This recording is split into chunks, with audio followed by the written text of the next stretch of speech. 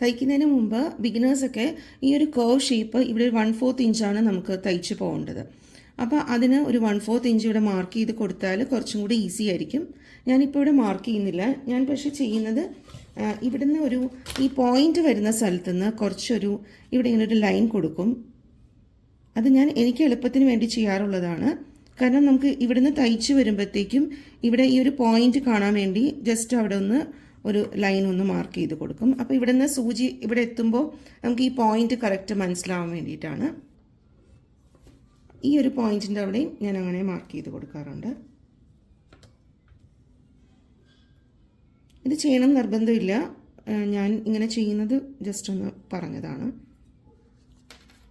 പിന്നെ ഇവിടെ മാർക്ക് ചെയ്ത് കൊടുക്കണമെങ്കിൽ അങ്ങനെ ചെയ്ത് കൊടുക്കാം. ഞാൻ ജസ്റ്റ് അതിൽ കൂടെ ആ ഒരു ഫുഡ് ഫോളോ ചെയ്ത് തയ്ച്ചാൽ നമുക്ക് 1/4 ഇഞ്ച് കിട്ടും.